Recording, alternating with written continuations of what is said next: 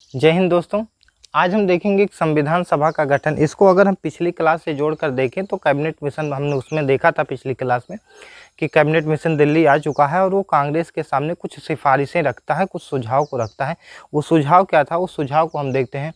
तो cabinet mission ने ये सुझाव दिया कि टोटल 389 मेंबर जो है संविधान सभा में बैठेंगे और ये 389 मेंबरों में से अगर देखा जाए तो 93 मेंबर जो होंगे, 93 जो सदस्य होंगे वो देसी रियासतों से होंगे तथा जो चार मेंबर होंगे ये जो है कमिश्नरी क्षेत्र से आएंगे तथा 292 जो है ब्रिटिश प्रांत से आएंगे।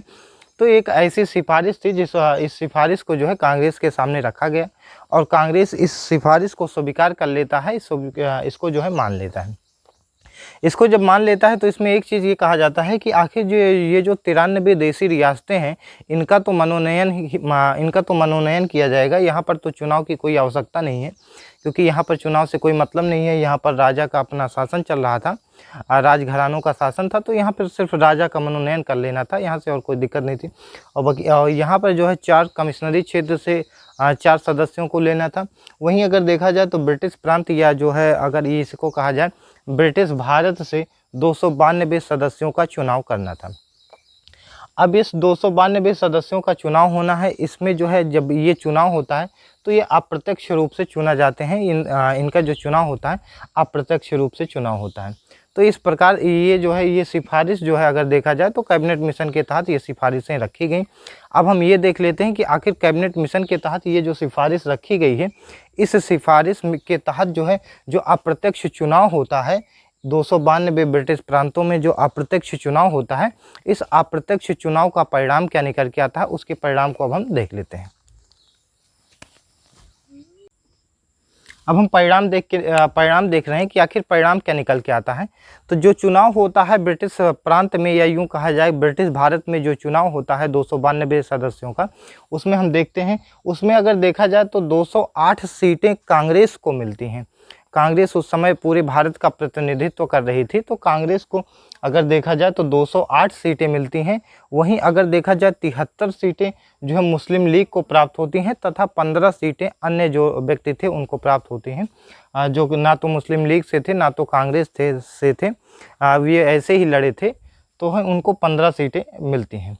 तो इस परिणाम को अगर देखा जाए तो इसमें अगर देखा गया तो मुस्लिम लीग ने सिर्फ 73 सीट पाई है और कांग्रेस जो है सबसे बड़ी पार्टी उभर करके सामने आई है। तो यहाँ पर अब जो है ये परिणाम आ गया है। अब परिणाम आने के बाद अब हम प्रथम बैठक कराते हैं। संविधान सभा की पहली बैठक होती है, अब उसको हम जरा समझते हैं। अब यहाँ पर हम देख रहे हैं कि पहली बैठक की अगर बात किया जाए तो संविधान सभा की जो पहली बैठक होती है वो 9 दिसंबर 1946 को होती है। अगर इसमें एक चीज़ ये भी देख लेते हैं कि जो कैबिनेट मिशन था, कैबिनेट मिशन में इस बात का जिक्र किया गया था कि यदि अगर कोई देसी रियासतें हैं, यदि वो संविधान सभा में भाग नहीं लेना चाहती हैं तो नहीं ले सकती हैं, या यूँ कहा जाए कि वो अपने स्वतंत्र अस्तित्व में रहना चाहती हैं या स्वतंत्र देश के रूप में रहना चाहती हैं तो आराम से रह सकती हैं, उनको कोई आपत्ति नहीं है। तो इस हिसाब से जो है कैबिनेट मिशन में इन सारी चीज़ों का जिक्र किया गया था। तो इन सब चीज़ों को अगर देखा जाए तो इन सभी चीज़ों को देखते हुए अगर हम देखते हैं तो यहाँ पर जो देसी रियासतें थी वो जो है संविधान सभा में भाग लेने से पूरी तरह से मना कर देती हैं, वो संविधान सभा में भाग नहीं लेते हैं। मतलब अगर देखा जाए तो जो पहली बैठक होती है 9 दिसंबर 1946 को, वहाँ पर देसी रियासतें जो है इसका बहिष्कार कर देती हैं। वहीं मुस्लिम लीग की बात किया जाए तो इस समय इसके जो मेन थे वो मोहम्मद अली जिन्ना थे। मोहम्मद अली जिन्ना ने कहा कि आखिर कांग्रेस जो है 208 सीटें पाई हैं और हमें तो महज 73 सीटें मिली हुई हैं। अगर हमको देखा जाए तो हम एक मुस्लिम का प्रतिनिधि कर रहे हैं, पूरे भारत के मुसलमानों का प्रतिनिधि कर रहे हैं। हालांकि अगर देखा जाए तो कांग्रेस में भी मुसलमान थे, लेकिन अगर देखा जाए तो इनका मानना था मोहम्मद अली जिन्ना का कि वो पूरे भारत के मुस्लिम का प्रतिनिधि कर रहे हैं और इनके पास सिर्फ 73 ही सीटें हैं। अगर इस हिसाब से अगर ये संविधान सभा में बैठेंगे तो इनकी मनमानी नहीं चलेगी, या यूँ कहा जाए कि ये जो भी काम कराना चाहेंगे वो इनका कोई काम होगा नहीं, क्योंकि उस समय कांग्रेस जो है बड़ी पार्टी थी और कांग्रेस के पास 208 सीटें थी। तो इस हिसाब से अगर देखा जाए तो यहाँ पे जो है इन चीज़ों को लेकर के मुस्लिम लीग जो है संविधान सभा का जो है बहिष्कार कर देती है और अपने एक नए राष्ट्र पाकिस्तान की मांग भी जो है तेज कर देती है। हालांकि पाकिस्तान की मांग इससे पहले से ही चल रही है, लेकिन ये बस अब क्या है कि अब ये अपने मांग को जो है थोड़ा सा तेज कर देते हैं। अब इसके अलावा अगर देखा जाए तो 389 सदस्यों में से सिर्फ 211 सदस्य ही संविधान सभा में पहले दिन जो है अगर देखा जाए तो उपस्थित हुए। महज 211 सदस्य उपस्थित हुए। यहाँ पर अगर हम देखा जाए तो जो इंग्लैंड था या जो ब्रिटेन था, ब्रिटेन के जो पहले प्रधानमंत्री हुआ करते थे वेस्टन चर्चिल जो है, वेस्टन चर्चिल ने इस संविधान सभा की जब बैठक को देखते हैं तो उस पर एक टिप्पणी लिखते हैं। उन्होंने कहा कि यह एक ऐसा विवाह है जिसकी दुल्हन ही गायब है। दुल्हन का मतलब यहाँ पर मुस्लिम लीग से इन्होंने कहा था। मुस्लिम लीग को जो है वेस्टन चर्चिल ने दुल्हन बताया था। इसमें यही कहा कि यह एक ऐसी बैठक है, यह एक ऐसा विवाह है जिसकी दुल्हन ही गायब है। तो दुल्हन का मतलब यहाँ पर मुस्लिम लीग से था। इसके अलावा जब पहली बैठक होती है, अब चूँकि पहली बैठक है तो यहाँ पर कोई काम होगा नहीं, तो यहाँ पर सिर्फ जो है अपना आपसी परिचय होता है कि आप कहाँ से आए हैं या किस सीट से हैं, थोड़ा यही परिचय वगैरह चलता है। तथा अस्थायी अध्यक्ष के रूप में डॉक्टर सच्चिदानंद सिन्हा को चुन लिया जाता है। इनका चुनने का कारण भी था क्योंकि ये जो है पूरे संविधान सभा में अगर देखा जाए तो संविधान सभा में अगर देखा जाए तो ये सबसे बुजुर्ग सदस्य थे। इसलिए जो है अब चूँकि पहली बैठक थी तो यहाँ पर बहुत ज़्यादा कुछ नहीं हुआ, बस अस्थायी रूप से जो है इनको अध्यक्ष जो है चुन लिया गया। इनकी जो है वरीयता के आधार पर देखा गया कि उम्र में ज़्यादा हैं, बुजुर्ग हो गए हैं, तो इसलिए इनको जो है अस्थायी अध्यक्ष चुन लिया गया। अब हम देख लेते हैं कि आखिर इस संविधान सभा में जो है अंबेडकर जी कहाँ से आते हैं, उनके बारे में भी थोड़ा सा देख लेते हैं। अब यहाँ पर अगर देखा जाए अंबेडकर के विषय में अगर हम देखें तो अंबेडकर को अगर देखा जाए तो ये बॉम्बे से चुनाव लड़ते हैं, और ये जब बॉम्बे से चुनाव लड़ते हैं तो अगर देखा जाए तो ये चुनाव हार जाते हैं। इनकी जब चुनाव में हार हो जाती है, ये जब चुनाव में हार जाते हैं तब ये पुनः मुस्लिम लीग से सपोर्ट मांगते हैं और मुस्लिम लीग के साथ मिलते हैं, और मुस्लिम लीग के साथ मिल करके फिर से ये चुनाव लड़ते हैं, बंगाल में चुनाव लड़ते हैं। तो यूँ कहा जाए कि मुस्लिम लीग के सपोर्ट से ये जो है चुनाव को जीत जाते हैं। अन्यथा चुनाव में इनकी हार फिर भी तय थी, लेकिन मुस्लिम लीग के सपोर्ट की वजह से यहाँ से अंबेडकर साहब चुने जाते हैं बंगाल से।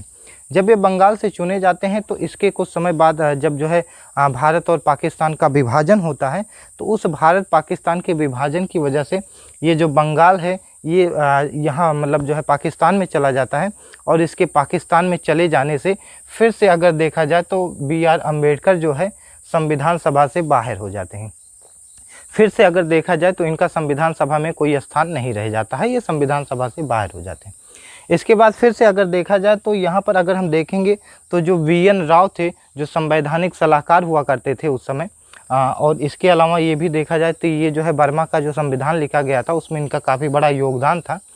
तो ये जो है जो डॉक्टर राजेंद्र प्रसाद से इस बात की जिक्र करते हैं कि आखिर जो है अब अम्बेडकर साहब बाहर हो गए हैं, उनको फिर से संविधान सभा में शामिल किया जाए। तो डॉक्टर राजेंद्र प्रसाद जो है अगर देखा जाए तो जो बॉम्बे था, बॉम्बे में जो एक EMR जेकर थे, EMR जेकर जो है ये जो है सदस्य चुने रहते हैं। तो जो है अगर देखा जाए तो डॉक्टर राजेंद्र प्रसाद के कहने पर EMR जेकर जो है अपने पद से इस्तीफ़ा दे देते हैं, और इस्तीफ़ा दे देने के बाद जो है यहाँ से फिर जो है देखा जाए तो BR अम्बेडकर को लड़ाया जाता है। और इस हिसाब से हम देखेंगे तो BR अम्बेडकर इस बार निर्विरोध जो है चुनाव लड़ते हैं। तब जाके यूँ देखा जाए कि बॉम्बे से BR अम्बेडकर साहब संविधान सभा में चुने जाते हैं। अगर यहाँ से एक चीज़ साफ निकल के आती है कि बात चाहे जो भी रही हो, लेकिन ये बात तो स्पष्ट रूप से इन चीज़ों को देखने के बाद लगता है कि जो है BR अम्बेडकर को कहीं ना कहीं जनता लाइक नहीं कर रही थी। भले ही आगे चल के ये संविधान निर्माता के रूप में सामने आते हैं, वो अलग की बात है, लेकिन यहाँ से इन सब चीज़ों को देखने के बाद एक चीज़ तो सामने आता है कि कुछ भी हो, लेकिन जो है यहाँ पर BR अम्बेडकर को उस समय जनता जो है लाइक नहीं कर रही थी। अब इसके बाद हम देख लेते हैं कि संविधान सभा की दूसरी बैठक देख लेते हैं। अब संविधान सभा की दूसरी बैठक होती है। पहली बैठक अगर देखा जाए तो 9 दिसंबर को होती है, उसके एक दिन बाद एक दिन छुट्टी रहती है। फिर उसके एक दिन बाद अगर देखा जाए 9 के बाद 10 को छोड़ करके हम देखेंगे 11 दिसंबर 1946 को संविधान सभा की दूसरी बैठक होती है। यहाँ एक चीज़ और अम्बेडकर के बारे में बता दें कि अगर अम्बेडकर साहब हो सकता है अगर नहीं होते, इस संविधान सभा में नहीं होते, तो हो सकता है इतना खूबसूरत संविधान हमारा नहीं बन पाता है, इतना खूबसूरत संविधान नहीं बनता। तो अम्बेडकर की उपस्थिति यहाँ अनिवार्य भी थी, इस चीज़ को भी हम समझेंगे ज़रा। तो यहाँ पर दूसरी बैठक होती है 11 दिसंबर 1946 को। जब ये दूसरी बैठक होती है 11 दिसंबर 1946 को, तो इस दिन अस्थाई अध्यक्ष के रूप में डॉक्टर राजेंद्र प्रसाद का चुनाव होता है तथा इनके साथ 2 उपाध्यक्ष का चुनाव होता है, जिसमें एक थे एच.सी. मुखर्जी और दूसरे थे वी.टी. कृष्णाचार्य। तो अगर हम देखेंगे जो द्वितीय बैठक हुई है 11 दिसंबर 1946 को, इस दिन सिर्फ 2 कार्य हुए हैं। पहला कार्य ये हुआ है कि अस्थाई अध्यक्ष के रूप में डॉक्टर राजेंद्र प्रसाद को चुना गया है। वहीं 2 उपाध्यक्षों की नियुक्ति हुई है एच.सी. मुखर्जी और वी.टी. कृष्णाचार्य की। अब हम देख लेते हैं कि संविधान सभा की जो तीसरी बैठक होती है उसमें क्या होता है, उसको हम समझते हैं। तीसरी बैठक देख रहे हैं। तीसरी बैठक के तहत अगर देखा जाए तो तीसरी बैठक 13 दिसंबर 1946 को होती है। जिस हिसाब से हमने देखा पहली बैठक 9 दिसंबर को होती है, उसके एक दिन बाद अगर देखा जाए तो 11 दिसंबर को दूसरी बैठक होती है। ठीक उसकी एक दिन बाद अगर देखा जाए तो 13 दिसंबर को तृतीय बैठक होती है। तो संविधान सभा की तृतीय बैठक 13 दिसंबर 1946 को होती है। अब अगर इस दिन देखा जाए तो पंडित जवाहरलाल नेहरू ने उद्देश्य प्रस्ताव को जो है संविधान सभा के सम्मुख रखते हैं। और यहाँ पर एक चीज़ और देख ली, तो ये ही जो उद्देश्य प्रस्ताव है, यही आगे चलकर जो है प्रस्तावना या इंग्लिश में कहें तो प्रियम्बल के रूप में सामने आती है। तो अगर हम देखें तो जो तीसरी बैठक हुई है, तीसरी बैठक का मुख्य उद्देश्य जो देखा जाए, मुख्य कार्य अगर देखा जाए तो पंडित जवाहरलाल नेहरू द्वारा उद्देश्य प्रस्ताव को प्रस्तुत किया जाता है। और ये उद्देश्य प्रस्ताव अगर हम देखेंगे तो आगे चल करके 22 जनवरी 1947 को इसको मान भी लिया जाता है संविधान सभा द्वारा। तो फिलहाल वो जो है आगे हम देखेंगे 1947 में इन घटनाओं का जिक्र करेंगे। फिलहाल यहाँ पर हम देखेंगे तो तीसरी बैठक के दौरान सिर्फ एक महत्वपूर्ण कार्य हुआ है कि पंडित जवाहरलाल नेहरू द्वारा उद्देश्य प्रस्ताव प्रस्तुत किया गया है। अब इसके बाद हम समझ लेते हैं कि आखिर देशी रियासतों का इस समय क्या हाल है, उनके बारे में समझ लेते हैं। अब हम बात कर लेते हैं रियासतों के बारे में, रियासतों की स्थिति क्या थी। अगर उस समय देखा जाए जो कांग्रेस के बड़े नेता थे, जैसे अगर हम बात करें सरदार वल्लभ भाई पटेल की, तो ये इन कार्यों में लगे हुए थे कि किस प्रकार से देशी रियासतों को जो है इसमें शामिल किया जाए। तो ये देशी रियासतों को मिलाने के लिए कार्य कर रहे थे। इस समय अगर देखा जाए जो संविधान सभा थी वो उसके कार्य को देखा जाए तो इसके कार्य को अवरुद्ध हो गया था, इसके कार्य में कोई कार्य नहीं चल रहा था। बल्कि जो कांग्रेस के नेता हुआ करते थे वो देशी रियासतों को इसमें जोड़ने का काम कर रहे थे। सरदार वल्लभ भाई पटेल उसमें प्रमुख हुआ करते थे, इनके द्वारा काफ़ी काम किया गया है। तो इसके बाद अगर देखा जाए तो 28 अप्रैल 1947 को संविधान सभा में पहली बार 6 देशी रियासतों ने अपने प्रतिनिधि को संविधान सभा में भेजते हैं। 6 देशी रियासतें भेजती हैं, वो भी कब भेजती हैं? 28 अप्रैल 1947 को। ये ऐसा डेट था जिस दिन से जो है यह कहा जाए कि देशी रियासतें भी जो है संविधान सभा में भाग लेना शुरू कर देती हैं। तो 28 अप्रैल 1947 की ये डेट थी। अब इसके बाद हम देख लेते हैं कि माउंटबेटन योजना इसी समय आ जाती है 3 जून 1947 को, उसको भी हम इस समय देख लेते हैं। अब देखा जाए तो 3 जून 1947 को माउंटबेटन योजना आती है। इस माउंटबेटन योजना में ये देखा जाए कि लॉर्ड माउंटबेटन उस समय थे, तो यही जो है भारत को स्वतंत्र कराते हैं, या यूँ कहा जाए आदेश देते हैं। तो अगर देखेंगे तो 3 जून 1947 को माउंटबेटन योजना आती है। इस माउंटबेटन योजना के तहत अगर देखा जाए भारत और पाकिस्तान को 2 भागों में बांट दिया जाता है। यहाँ से हम एक चीज़ जो ज़रूर कंसीडर करेंगे, क्या भारत और पाकिस्तान को बांटना इतना ही ज़रूरी हो गया था लॉर्ड माउंटबेटन के लिए? अगर देखा जाए तो अगर हम सही रूप से देखेंगे तो इतना ज़रूरी तो नहीं हो गया था, क्योंकि अगर उस समय अगर देखा जाए तो सिर्फ 73 सीटें ही मुस्लिम लीग के पास थी और 208 सीटें कांग्रेस के पास थी। तो अगर एक हिसाब से देखा जाए तो ये वैसे भी माइनॉरिटी में थी, और एक माइनॉरिटी जो है अलग होकर के देश का रूप ले ले तो ये अपने आप में एक बड़ी बात होती है। इसको अगर हम देखेंगे तो इतना ज़रूरी नहीं हो गया था भारत और पाकिस्तान को बांट दिया जाए, इतना ज़रूरी नहीं हो गया था। यहाँ पर अगर हम कहें कि यहाँ पर अंग्रेज़ों का काफ़ी बहुत बड़ा रोल था जो है भारत और पाकिस्तान को बांटने में, तो इसमें कोई संदेह नहीं है, क्योंकि एक माइनॉरिटी जो है जो किसी देश में माइनॉरिटी के रूप में रह रही है, सिर्फ 73 सीटों पर ये सिमट गए थे। 208 सीटें कांग्रेस पाई थी। अगर इसको वैसे भी अगर देखा जाए दबाने के लिए, तो वैसे भी दब सकते हैं, लेकिन ये लोग इतना उभर के सामने आ गए और एक देश के रूप में बन जाना अपने आप में एक बड़ी बात हो गई है। इसके बाद अगर देखा जाए तो 3 जून 1947 को माउंटबेटन योजना के तहत भारत और पाकिस्तान को 2 क्षेत्रों में बांटने का निर्णय ले लिया जाता है। इस हिसाब से जब बंटवारा होता है तो यहाँ पर हम देखेंगे कुछ क्षेत्र ऐसे होते हैं जो कांग्रेस तो जीती रहती है, लेकिन वो क्षेत्र जो है यहाँ पर पाकिस्तान में चले जाते हैं। और यहीं से अगर देखा जाए तो कुछ क्षेत्र ऐसे भी रहते हैं जो जहाँ पर मुस्लिम लीग जीती रहती है, लेकिन वो जो है कांग्रेस के फेवर में चली जाती है। कांग्रेस मतलब उसका बंटवारा जो है कांग्रेस के क्षेत्रों में हो जाता है। तो इसके बाद से अगर हम देखेंगे तो मुस्लिम लीग के ऐसे सदस्य भी संविधान सभा में भाग लेना शुरू कर दिए जो भारत में आ गए थे, और कांग्रेस के ऐसे सदस्य संविधान सभा में भाग लेना बंद कर दिए जो मुस्लिम लीग की मांग पर पाकिस्तान में उनका क्षेत्र चला गया था। इसी समय यही वो क्षेत्र था जहाँ से अंबेडकर साहब जो है जीत कर आए थे बंगाल से। बंगाल भी इसी समय जो है पाकिस्तान में चला जाता है और इनकी सीटें भी जो है यहीं पे खाली हो जाती हैं। यहाँ पे हमने एक चीज़ जो है ज़रूर नोटिस किया।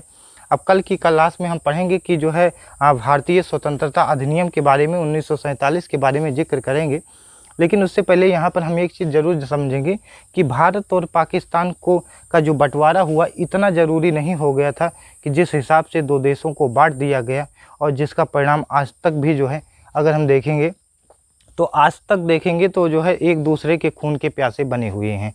जिस हिसाब से उत्तर कोरिया दक्षिण कोरिया भी आपस में लड़ रही है, ये भी बंटवारे का ही एक देन है, और ये भी बंटवारे का ही एक देन है भारत और पाकिस्तान का, जिस हिसाब से किया गया।